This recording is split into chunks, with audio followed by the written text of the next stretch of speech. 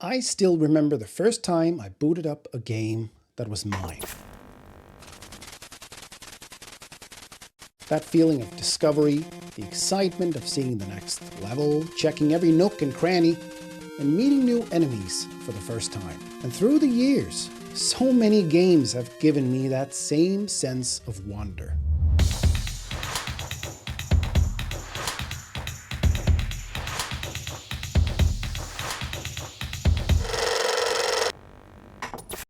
But for some years now, that wonder has slowly been replaced by checkboxes, loot boxes, battle passes, skins, attachments, dailies, events, flashing notifications trying to keep me playing. What happened? I'm Cliffhanger DK, and today I want to ask some tough questions. Why does gaming feel worse now? Why are so many of us hooked to games we barely enjoy? And most importantly, what can we do about it? Imagine this. It's 2012. You're deep into gaming. You know the industry, you follow the trends, and you love playing. But then you disappear. For years. No multiplayer, no live service, no loot boxes, just single-player gaming offline. Now fast forward to 2019. You plug back in and everything feels different. Well, this exact thing happened to me. In 2012, I left to go work abroad in tourism. I was still gaming, some periods on my iPad, sometimes on a laptop, and eventually also on a Nintendo Switch. But moving every 6 months, internet was very limited and I basically played offline at all times. When I left in 2012, gaming had its fair share of issues, but when I came back, it wasn't just microtransactions anymore. And the game award goes to, oh man, I have to pay a microtransaction to unlock. That's so... Loot boxes had come and gone, banned in some countries after the disaster that was Battlefront 2 and Shadow of War. But something else had taken their place. The Battle Pass had gone from a Fortnite experiment to the new normal. And once Call of Duty followed, it was over. Now it's in nearly every competitive multiplayer game, not just free-to-play, but fully priced AAA titles. Helldivers 2, Diablo 4, and don't get me started on the sports games like NBA 2K. And yes, obviously, I see the upside of battle passes, where it can legitimately fund games and make quality AAA titles freely available to everyone. I cannot deny that this is a major upside for people who are struggling to afford gaming. But battle passes have a huge downside. I have of course played a lot of Fortnite and COD, but even now I'm feeling it myself. I'm absolutely in love with Marvel Rivals, but it's also slowly sucking up my game time and a tiny bit of my enjoyment during game time. This is my task list today to maximize my progression in the Battle Pass, and I emphasize the word task list for a very specific reason. Do you know where I also trade my time to complete tasks? I do that at work. Monday to Friday I go to work, complete my tasks, and every month I am rewarded with my salary.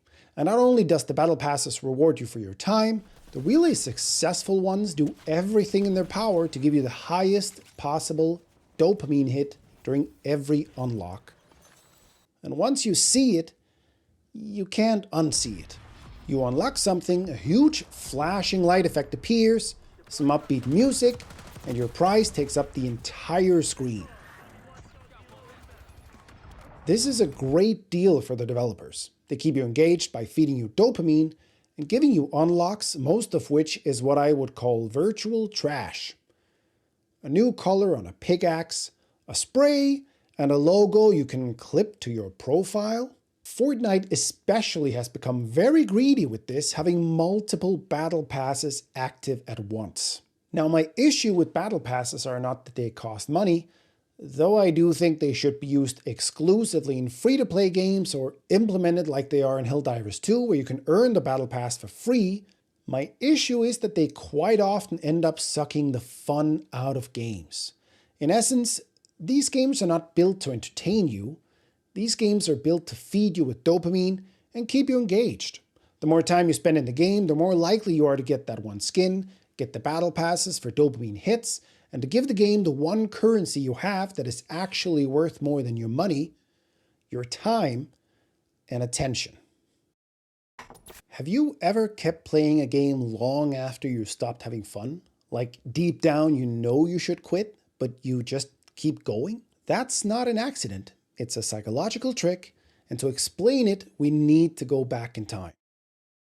It's 2004, online gaming is blowing up, and in California, Blizzard wants a piece of the action.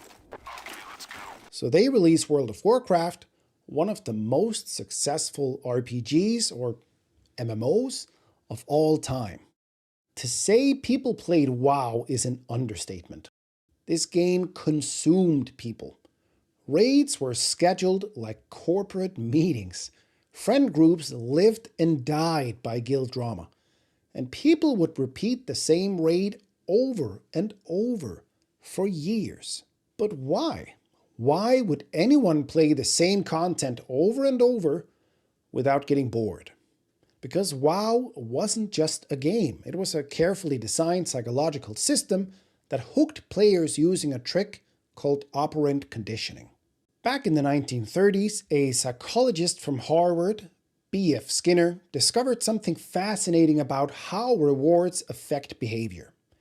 He built something called a Skinner box, a simple machine where a rat could press a lever to receive food.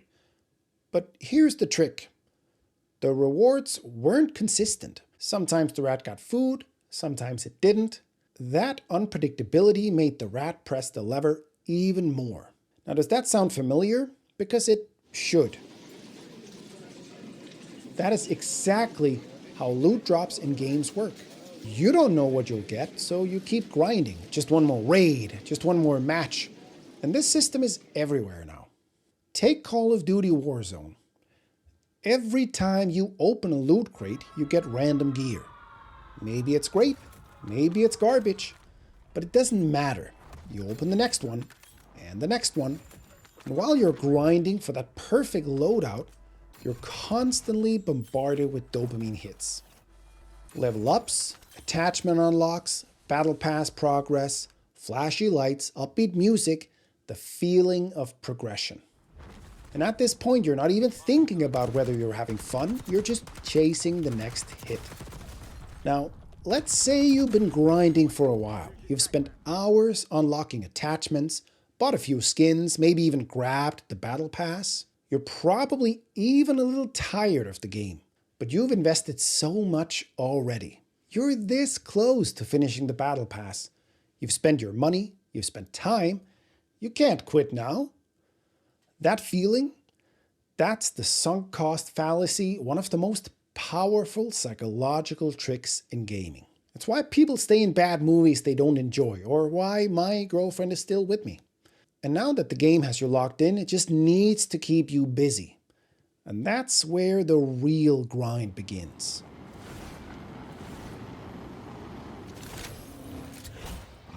Have you ever opened a game, not because you're excited to play, but because you feel obligated? Like you're clocking in to work? Well, welcome to the age of checklist gaming. You might think the daily tasks are there to challenge you, but the reality is the opposite. These tasks aren't here to test your skills, they're here to feed you an easy carrot. Why? Because games don't want to risk losing you before you get your first reward. They know if your dopamine hit takes too long, you'll move on to another game that satisfies your craving faster. But checklist games hook you quickly, live tracking your progress, constantly reminding you that you're so close to the next reward. This taps into something psychologists call the Zeigarnik effect, our brain's obsession with incomplete tasks. It's why cliffhanger endings in your favorite Netflix show leave you craving the next episode immediately. Joyce! Draw! In gaming, this manifests as that little voice telling you you're just a few kills away. It's why you log in daily for that Fortnite quest, or meticulously grind Call of Duty challenges week after week. Your brain craves the satisfaction of closing loops, And developers leverage this psychological urge to keep you engaged. Now, here's the deeper problem. When games rely on checklists and task completion for their fun, they fundamentally change your motivation. Psychologists describe motivation as intrinsic, doing something purely for joy, or extrinsic, where you chase external rewards or validation. Great games ignite intrinsic motivation. You're driven by curiosity, exploration, challenge, or storytelling. Checklist gaming, however, shifts your motivation from intrinsic to extrinsic. You're no longer playing because the gameplay itself is rewarding. You're playing because there's something to unlock, something external, something that feels like productivity. But here's the catch. This productivity is an illusion. Games are designed to make you feel productive by bombarding you with checklists and endless tasks. You tick boxes, unlock rewards, and watch progress bars fill, and your brain thinks you're achieving something meaningful. But when you finally log out or nothing in your real life has improved, your sense of accomplishment vanishes the moment the game is off. And slowly, gaming, the hobby we chose to escape reality, begins to feel exactly like what we wanted to escape in the first place, a demanding, exhausting second job. All these meticulously designed tasks, carefully calculated obstacles, and carefully managed rewards turn our hobby into an illusion of productivity, engineered by people whose main goal isn't your enjoyment, it's to keep your eyes glued to the screen. Before you know it, you're no longer playing for fun. You're playing to stay on schedule. Now, if you think this is just a multiplayer problem, think again. Even single-player games have started to adopt the same engagement-driven mechanics, and it's changing how we interact with them. One of the clearest examples of this is the direction Ubisoft has taken with its open-world formula. I'm not just talking about the infamous climb towers to unlock icons, structure, or how every Ubisoft game since 2015 seems built from the same template. I'm talking about the live service mechanics baked into their single-player experiences. Replaying Assassin's Creed Valhalla for this video, I was shocked to realize how many systems were in place that don't belong in a single-player title. A paid in-game currency, a rotating in-game store, daily and weekly challenges, layered checklists. These aren't just features, they're retention systems. And while Valhalla is an extreme example, it's not alone. Even story-driven games like Spider-Man have checklists scattered across the open world. Most modern RPGs have multiple overlapping progression systems, one for your level, another for gear upgrades, another for skills, some of which are gated behind entirely separate currencies or trees. And sure, there's a place for that. Not every player wants complete freedom. For some people, that sense of direction is exactly what makes a game enjoyable. My younger brother could spend hours in Minecraft crafting his own experience. I kind of bounced off it. Without a clear goal, I just felt aimless. But here's the problem. When every game adopts checklists and layered progression to keep players engaged, it chips away at the sense of discovery and joy that used to define gaming. I've had several moments over the past few years where I felt genuinely fed up with games, not because they were bad, but because they all started to feel the same. And funny enough, the solution came to me completely by accident. I wasn't chasing unlocks or grinding levels.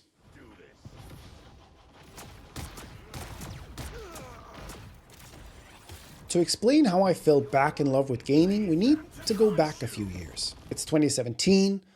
I'm living in Gran Canaria, working in tourism and bouncing between countries every 6 months. I had a gaming laptop with me and I still played offline from time to time, but honestly, I was losing interest.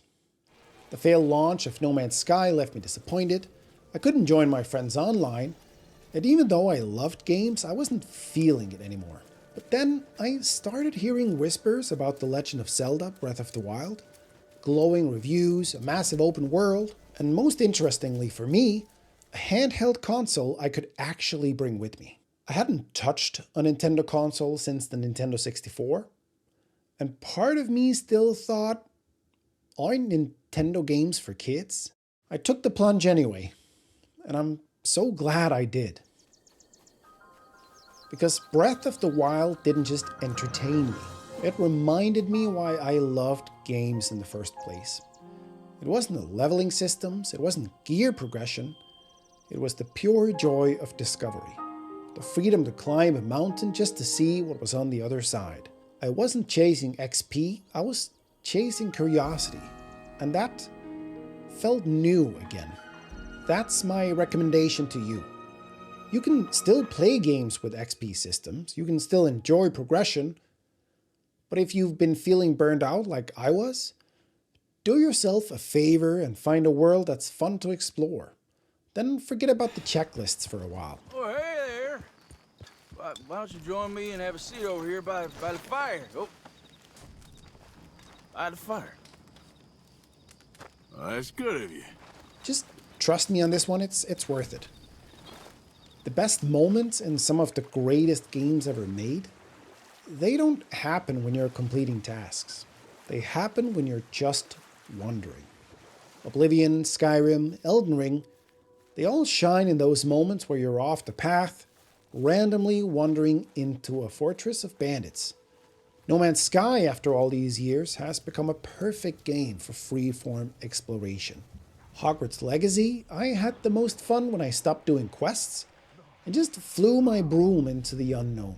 Even in Assassin's Creed Odyssey, and I know I've been hard on that series, but exploring ancient Greece freely was genuinely beautiful.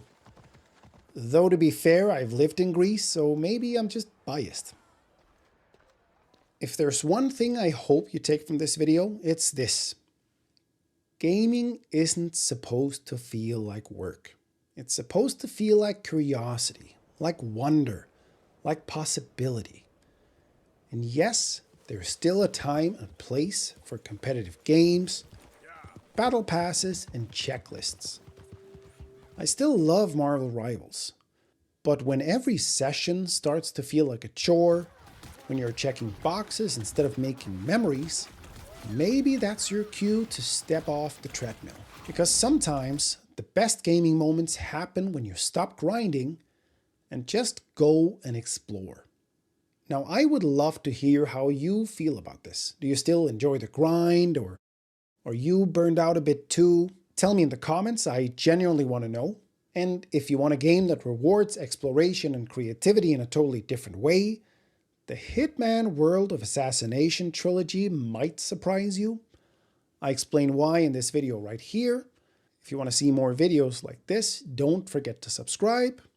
I'm Cliffhanger DK, and I will see you in the next one.